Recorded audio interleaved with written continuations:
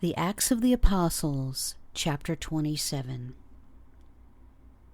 And when it was determined that we should sail into Italy, they delivered Paul and certain other prisoners unto one named Julius, a centurion of Augustus's band.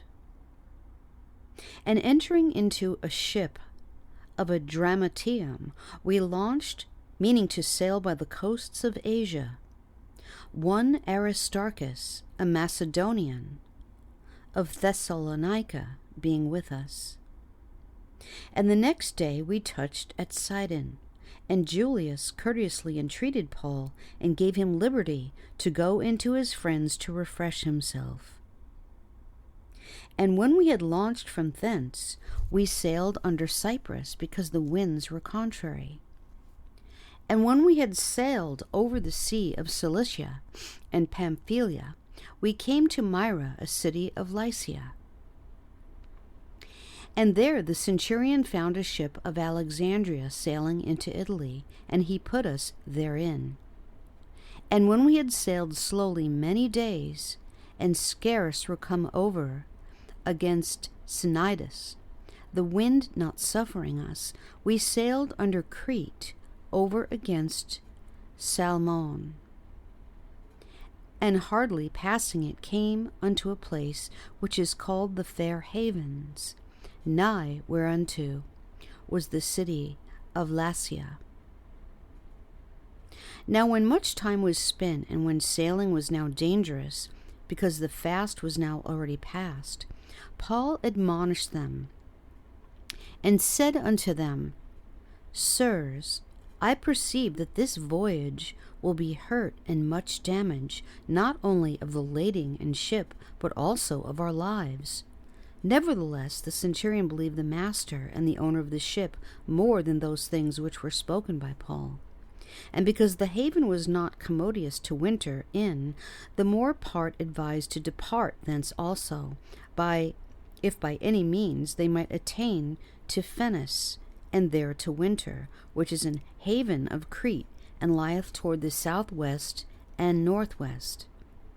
And when the south wind blew softly, supposing that they had obtained their purpose, loosing thence, they sailed close by Crete. But not long after there arose against it a tempestuous wind, called Eurocyclodon. And when the ship was caught and could not bear up into the wind, we let her drive. And running under a certain island, which is called Clauda, we had much work to come by the boat.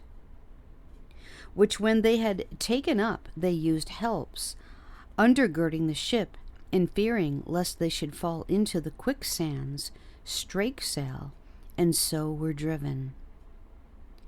And we being exceedingly tossed with a tempest, the next day they lightened the ship. And the third day we cast out our own hands, the tackling of the ship.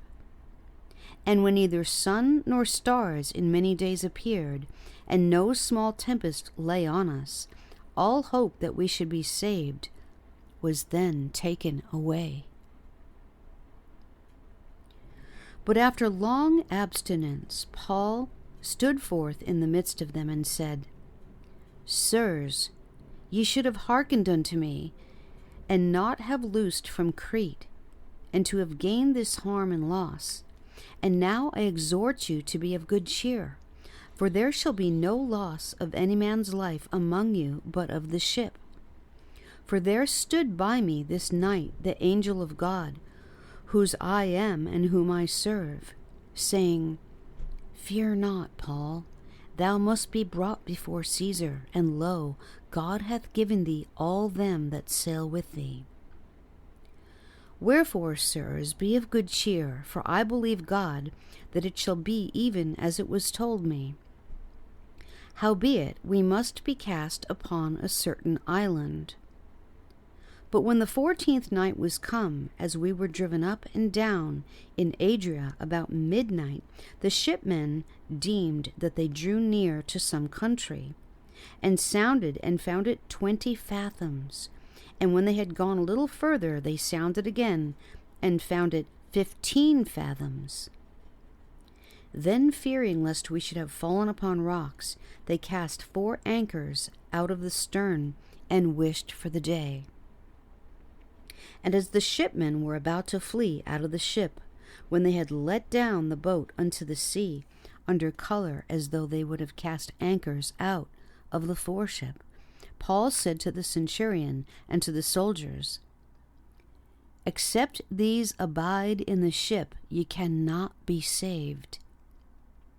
Then the soldiers cut off the ropes of the boat and let her fall off. And while the day was coming on, Paul besought them all to take meat, saying, This day is the 14th day that ye have tarried and continued fasting, having taken nothing.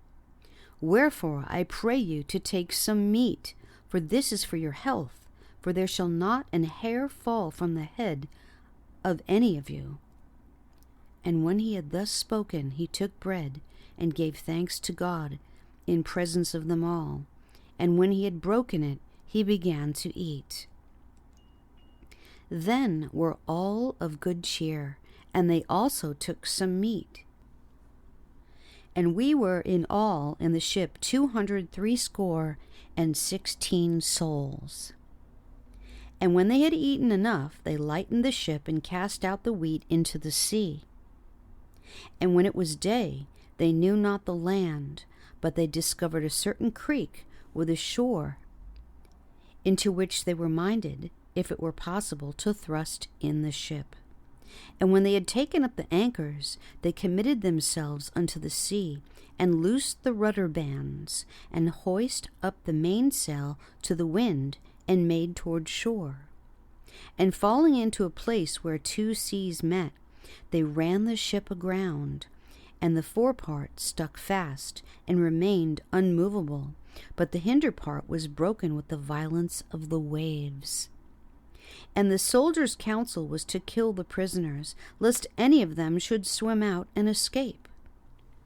But the centurion, willing to save Paul, kept them from their purpose, and commanded that they, which could swim, should cast themselves first into the sea and get to land, and the rest, some on boards, and some on broken pieces of the ship.